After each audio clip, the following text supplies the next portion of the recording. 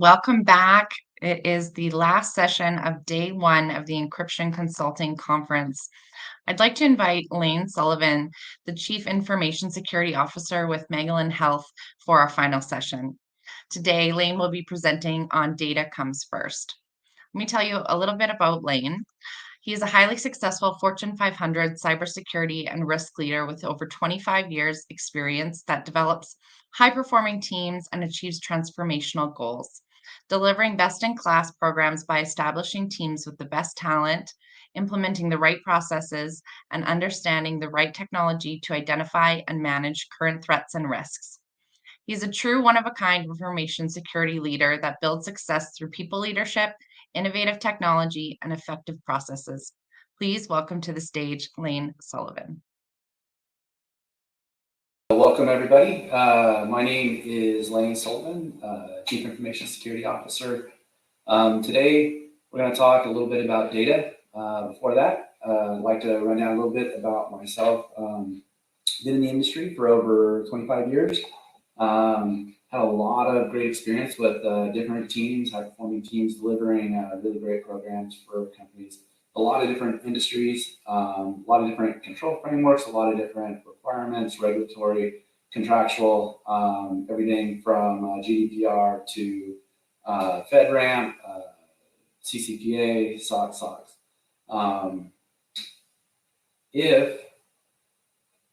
me go ahead and move over to the some more background here. So the industries that I have experience in, again, healthcare, auto, grocery distribution, financial, oil and gas. So a lot of different areas that you have a lot of different kinds of data.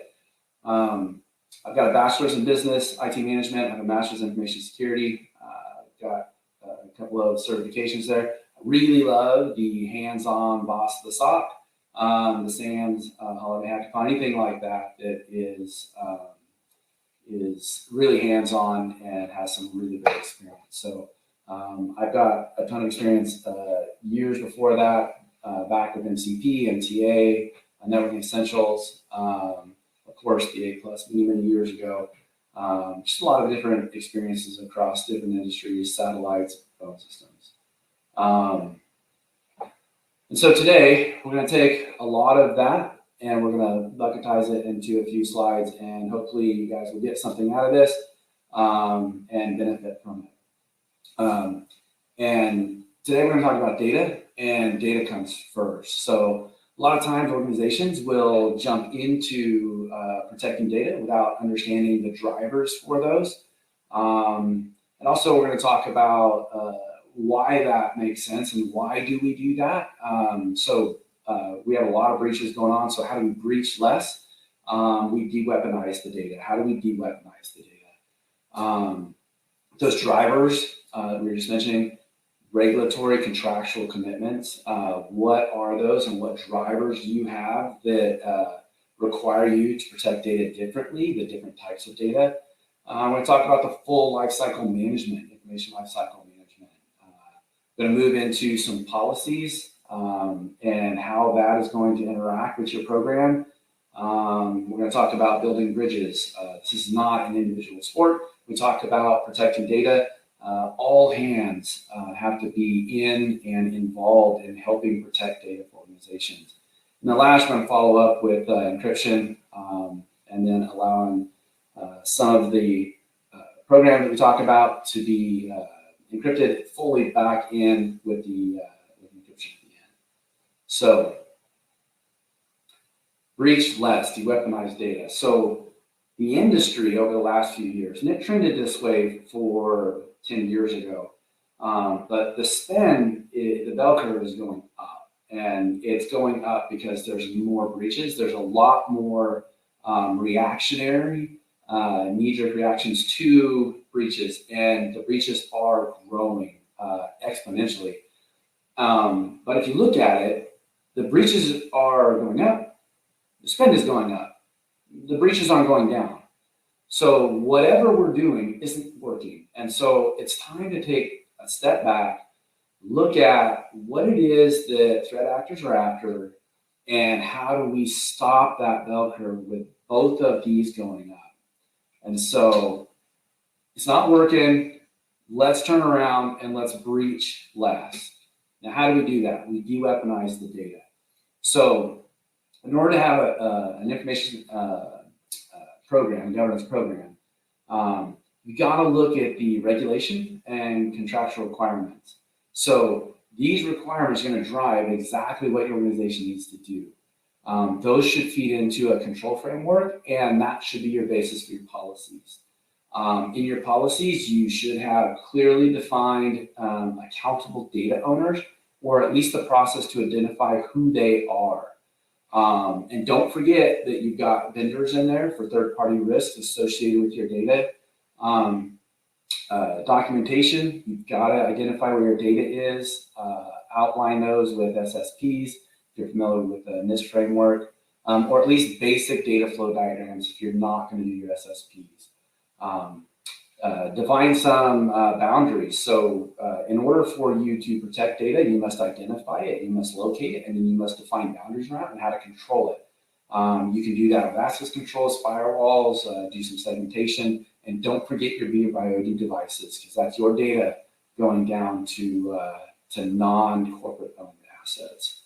And then, the last bit of that is once you've identified it, once you've segmented it, created some boundaries, start encrypting or creating some tokenization. And don't forget at the end that you've got to put some monitoring, some detection controls. So put it in the SOC, run it through the use cases, have your detection team, detection engineering team, run through those use cases and provide some report backs on the more critical data that you have.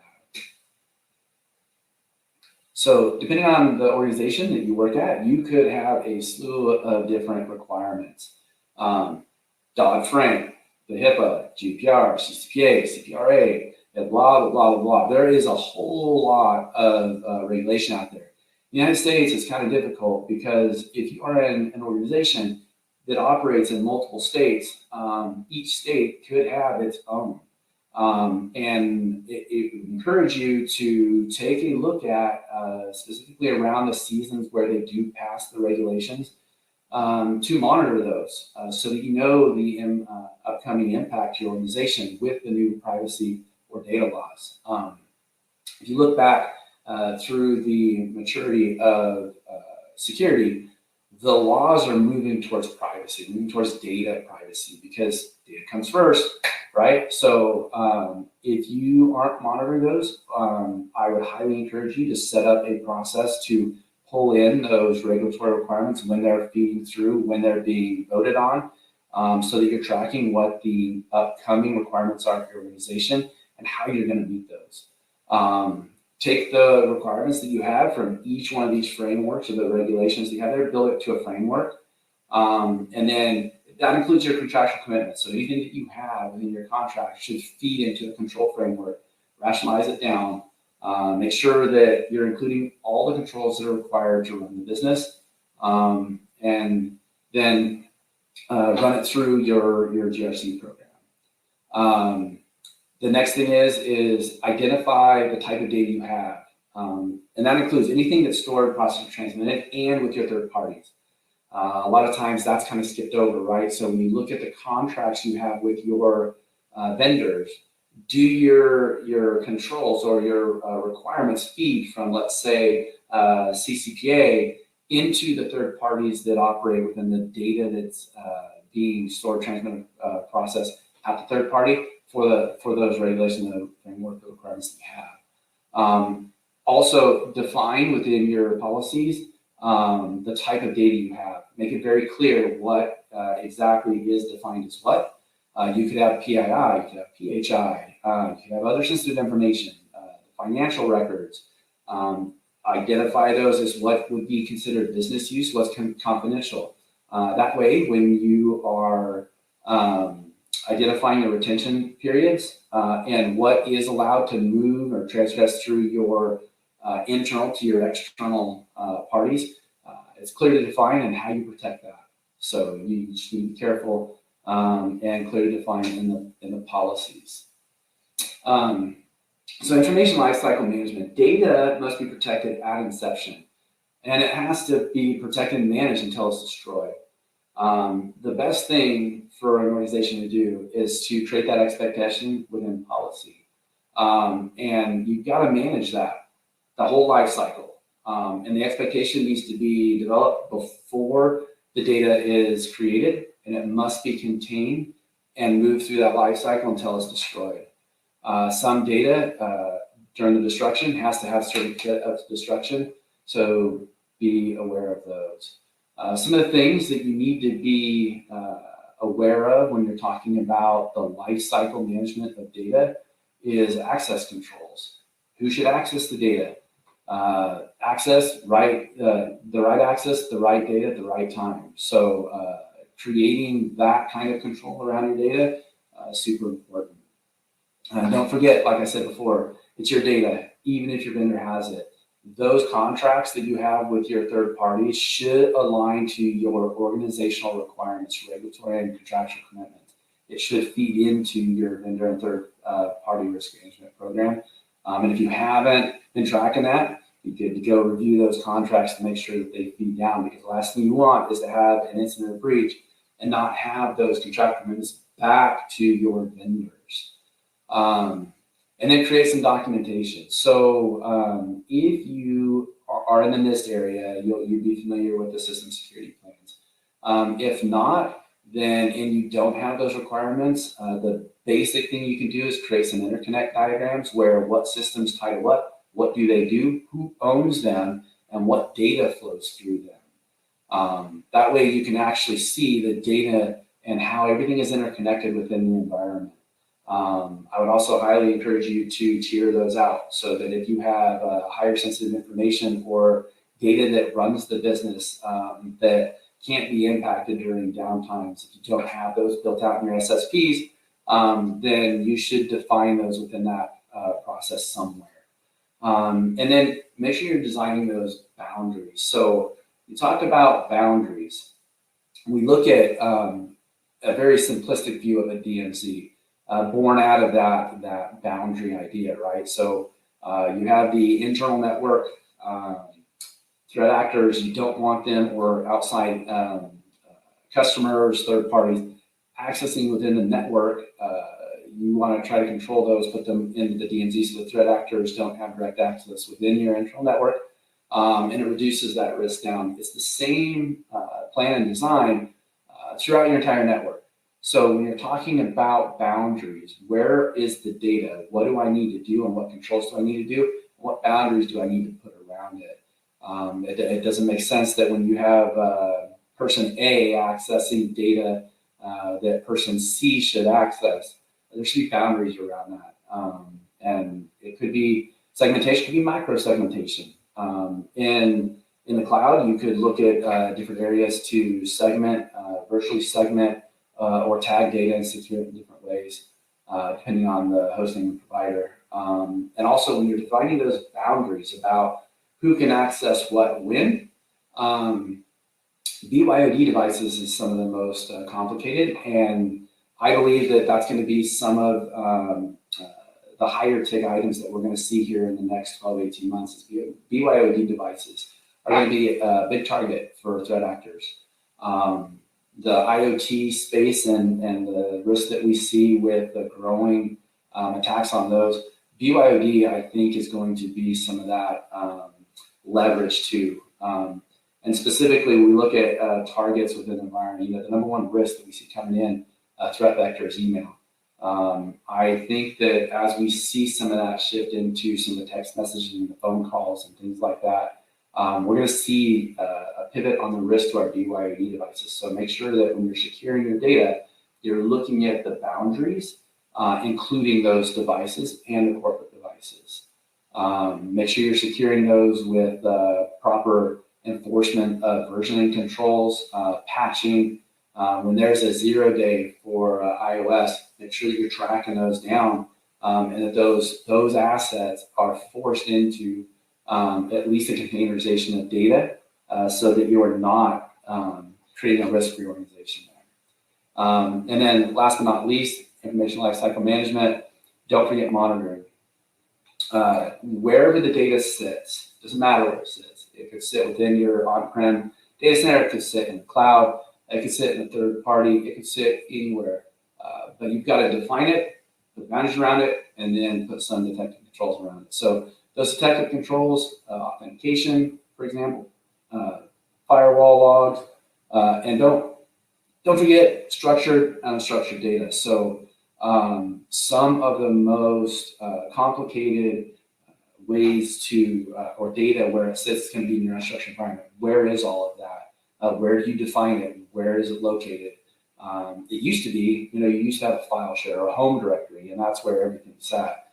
Now you've got the home directory, you've got the asset, might have OneDrive, things moving around. So those things are super important when you're looking at moving into detecting things.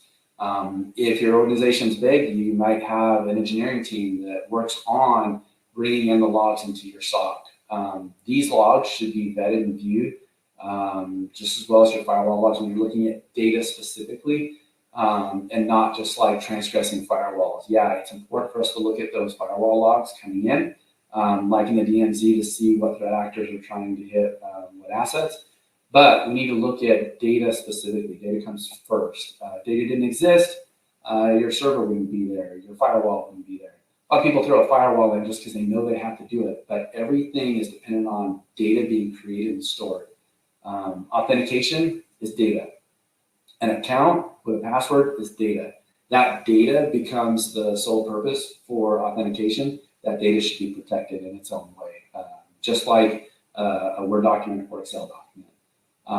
And build use cases around those. Make sure you're alerting on those so that as you're running through your SOC program, those things are being monitored from your SOC.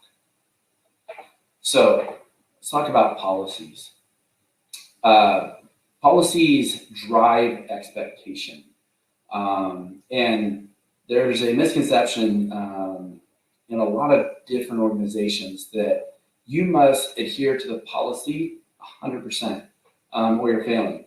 And a lot of people don't get to publishing really good, strong policies because they're pushing off in order for the organization to get to where they can meet it. And that's backwards thinking. The expectation is set within the policy. The organization cannot act upon that policy until they've published it. Auditors will come in and review that, even if you just publish the policy, and call that as a finding. And some organizations look at that as a bad thing. Not always a bad thing, and our auditors should actually be taking into account the timing it takes to publish a policy, the adherence, the process for identifying gaps and remediation. And if your organization follows in this framework, then you may be creating corrective action plans, caps, or plan of action milestones based on the gaps known in your policy. Super important that as you run through your publishing of policies and reviewing those, that you're not waiting for your organization to be 100% there. That's what your risk acceptance process is for. Some people call it policy exception. I like to use the word risk acceptance. No matter what, there's a risk. It's not always tied to a policy. And if you have a known gap, then use your risk acceptance. So some of the areas that you need to look at for managing data, where data comes first, your policies, data governance, establish that overarching expectation. What is it data in your organization? What does it mean to your organization? The data, who owns it? How is it established? Assign that accountability to data owners, or at least have the process defined to how you do that.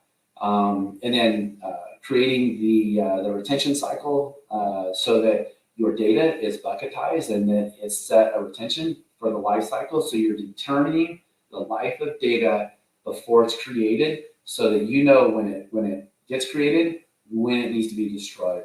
A lot of organizations create data and it just stays there. And then they back it up and it goes to backup, offline backup, and it just stays there. We have to get better as an organization, organizations as a whole, in information security, driving the retention of destroying the data when it's not needed. It will reduce the risk and overhead of managing it. Access control policy, make sure you're including all your authentication points. So you've got to track them all. label them all, identify them, know all your SaaS applications. Watch out for some of the shadow IT stuff. You got to track down all your authentication points to know, because when you're authenticating something, data is there, guaranteed. Otherwise, you won't be authenticated to it. And then include third party in all of your access control gap analysis. When you look at a policy, your policy should flow through to the organizations that support your business. Those third parties should include controls that meet your expectations. And then make sure you're defining those account types. A regular corporate associate is different than a service account. Service account's different than an interactive service account. Privileged accounts different than those, customer, contract, etc. Right? So make sure that when you're writing a policy, define those access controls based on the type of accounts you have. What is the expectation your organization has for each one of these types of accounts? In your password management policy, make sure that you're doing it in a risk-based posture. Many years ago, we looked at, hey, we need, multi-factor, we need a lowercase and uppercase, XYZ, right? Make sure that you're looking at it based on current trends of when a password would be breached. Make sure you're managing a reporting aspect of a breach database within your password policy, enforcing MFA wherever possible, really. And then encrypt where you can on the sensitive data. Make sure in your encryption policy that you're including expectations for key management systems, out-of-band management, backups, things like that. Things like standards, outlining what standards, and have a standards document for like version control of TLS, etc. If you do have a requirement for FIPS, make sure that that's outlined within your policy, the FIPS 140-2 requirements. And again, you don't always have to meet these requirements when you publish a policy, but use your risk acceptance process for that. And then build bridges. You can't do it alone. You have to build bridges to success. Every organization should have an information governance committee or council, at least a steering committee at the executive level that sets the expectation for how data should be treated, and policies should match that posture. In a large organization, a committee could be at the executive level. The council would be one step down. Their form or role is to execute the expectations set by the committee. This is going to take a lot of friends in a lot of places. IT leadership is huge in the support and success of that program. Legal and compliance also. When you look at your regulatory compliance or your regulatory commitments, your contractual commitments, that comes where legal comes in. Make sure that even in a small organizations, 1 or 2 man shops, you've got to be able to set the expectation that data comes first. In your policies and your conversations, data always comes first. If data wasn't there, we wouldn't be protecting, we wouldn't be talking about it, we wouldn't have compliance issues, we wouldn't have legal issues. Data drives everything. The next thing there is how do you build bridges? Find teams that are performing roles right now. Those people are the ones that will be your champions. So find those champions out in the business and IT, maybe some database administrators. Those people may be performing functions right now that fall under information governance that you can drive better controls and policies, and they can help you build some of those documents like SSPs and things like that, your data flow diagrams. Those people are going to be key. Where's data? Identify the data. Those people are going to know where they're at. And so look for people in the business, look at IT, look at legal, look at HR, finance, compliance. Those teams will help you. So build those bridges, because you can't do it by yourself. And last but not least, once we've run through establishing the program, setting up the documentation, identifying your data comes first, then you're going to have move more in towards do I encrypt and do I tokenize. And this includes on-prem or in the cloud. So some people look at encryption a little differently based on whether you're on-prem or in the cloud, but you should have a policy established for the expectations, and no matter where your data sits, how do you protect that data? If you're going to be encrypting it, look at the data at rest type of encryption, right? So any of your storage frames, max isolants, things like that. Data in motion, don't forget your email. If you're sending email that has sensitive information, are you detecting it? Are you encrypting it? Are you forcing an encrypted connection between your email server and another email server? If you're not looking at how your data is transporting out, and there's really no reason that you should not be forcing an encryption on email communications between two email servers nowadays. So that should be a requirement. If you're going to be encrypting databases, look at TDE, and also focus on your key management system. Securing your key management system is going to be key in your encryption process. Your offline backup of your key management, and also requiring MFA and monitoring the authentication to your KMS. So, and then last but not least, tokenization. So some of the misconceptions around tokenization is that it just eliminates risk, and nothing eliminates the risk. We can reduce risk. If we didn't create data, then we wouldn't have the risk. Data comes first. Now we've got the risk. So we've got to be able to reduce the risk, mitigate, and so we have to look at the footprint of, does that make sense for the organization? There's a little overhead with that. So if you're going to do tokenization, it will reduce the risk quite a bit. Just make sure that in the vault that stores the data, that you are managing that vault appropriately. You're securing it the way you should. So authentication is key, getting into that vault, getting in and out, and how those accounts access that data, not just administrators, but service accounts, and how data gets pulled in and validated back and forth. Those keys that get sent out into data tables that are not within the vault, make sure that you're monitoring the access to that so that you know what's accessing that vault system. And again, put in some detective controls, make sure you're securing that vault. So thank you. I hope that you learned something. Remember, data comes first. We've got to do something a little different. We've done the same thing over and over again. Cost is going up, breaches are going up. We need to breach less. So if we can focus on doing some of these things as an industry, then hopefully we can start reducing some of the risk within the organization. But it has to start with data comes first. So I appreciate it. Thank you, and I hope you have a good day.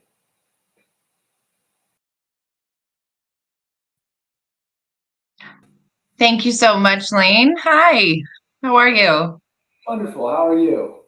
I'm good, thank you. I've got quite a few questions that have come in for you, Lane. So some of them are similar. So let's start with this one.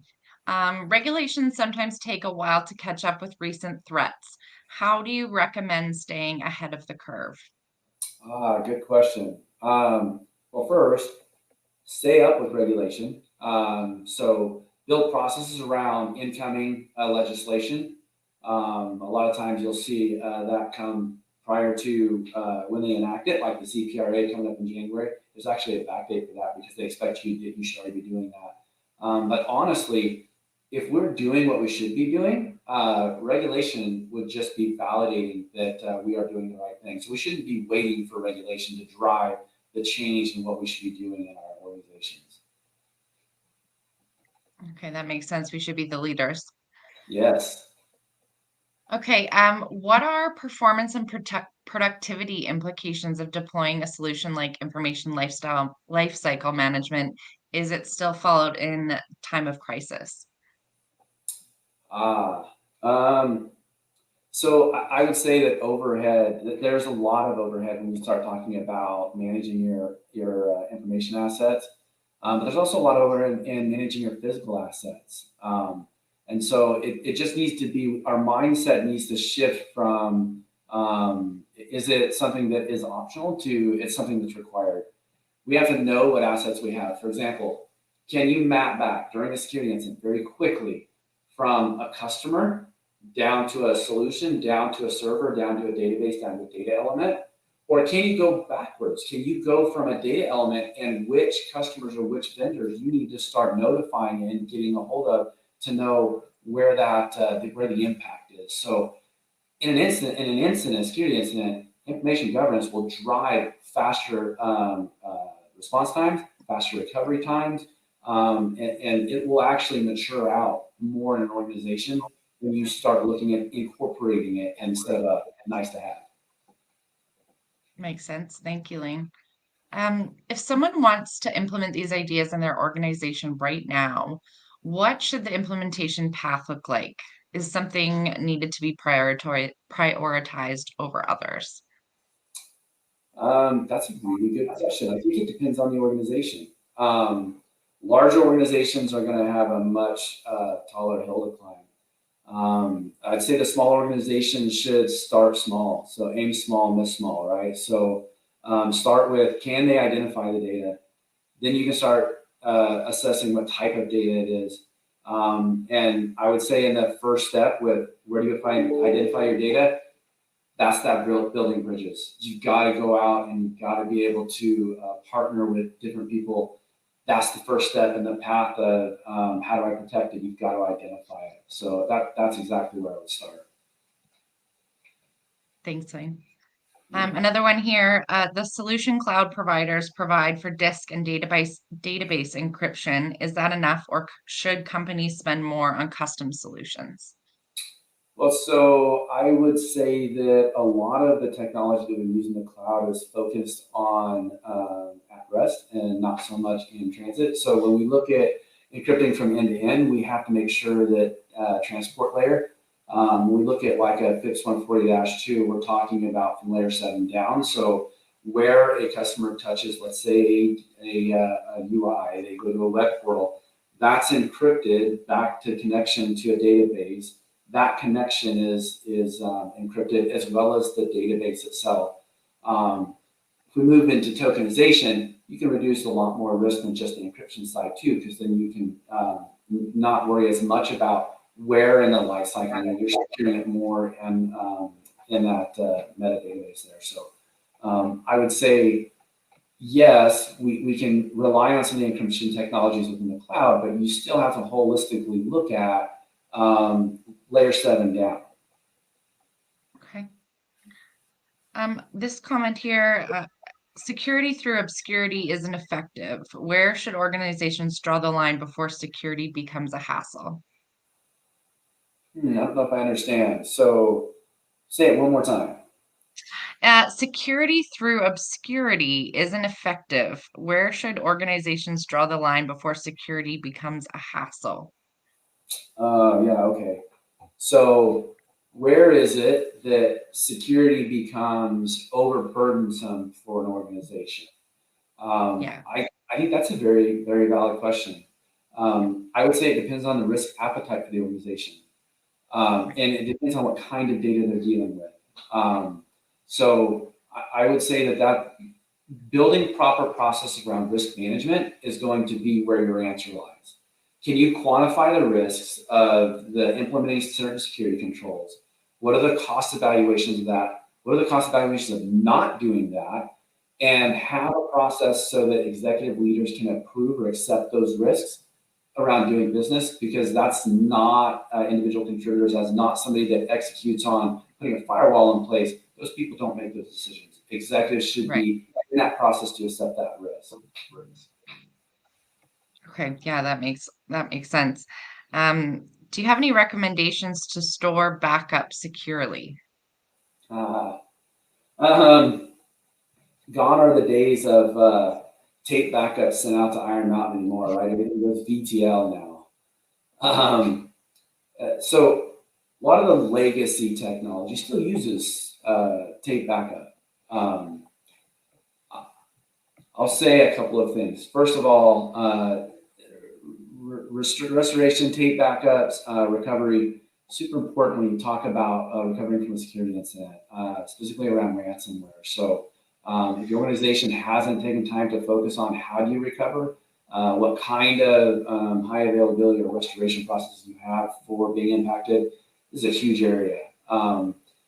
Tape backups are important, but also the data retention around those tape backups. So just taking an old tape backup and sending it off to Iron Mountain and never remembering it again and it's just forgotten, that's just as bad as trying to manage your firewalls and just leaving the firewalls open. So managing data retention within your backup lifecycle management is super important. Doesn't matter whether it's sent off to Iron Mountain or if it goes to a BTL. I would say be wary and be careful of how you manage your backups and the backups of your the encryption keys and stuff that you use within your backup system. So if you're using BTLs and you're offloading them to a long-term storage, make sure they're air-gapped and they're secured so that if an attacker gets within the environment, that threat actor cannot have access to or remove data within the index or within the backup itself. So make sure that it's air-gapped on your ETL in your long-term storage, and make sure that the encryption keys are also backed up and secured and encrypted. Okay, thank you, Lane. We've got another question here from the chat. Lane, could you elaborate a little more on how you use a risk assessment process to solve the conundrum of introducing audit risk by publishing policies that are not immediately met versus not being able to enforce security requirements that are not yet in policy? That's a very good question. Yes. Totally get it. So the conundrum is, do you wait as an organization to establish a policy for expectation until you at least somewhat meet that policy? I'm of the opinion that people cannot meet a policy unless they understand the expectation. So an organization should set the expectation by policy. And I understand the audit challenges because audit, you could have an audit that says you don't meet it as soon as you publish it. However, as long as your processes are mature and you've identified and you've communicated and you can prove through artifacts that you've done the processes around setting the expectation, you've done the calculation of risk, and that feeds into your risk acceptance process, meaning you've communicated that people have 6 months to adhere to a new policy. Within that 6 months, you work with those teams to make them an adherence. Within that time frame, there could be potential issues where you know you're not going to be able to remediate them. That runs through a risk acceptance process and then feeds into your regular GRC audit artifact type findings. So yes, I'm of the opinion that an organization sets the expectation with a policy. That policy can be prior to the organization meeting the standards, but there should be communication to clear path to when it should be met, as well as a risk acceptance process when they can't or wouldn't be able to. Okay, thanks, Lane. Yeah, clear expectations. Nothing crazy there. Top down. That's right. That's right. All right. Well, thank you, Lane. I really appreciate your presentation today and taking the time to answer questions live with us. Thank you so much. No problem. I appreciate it. Thank you. Thank you.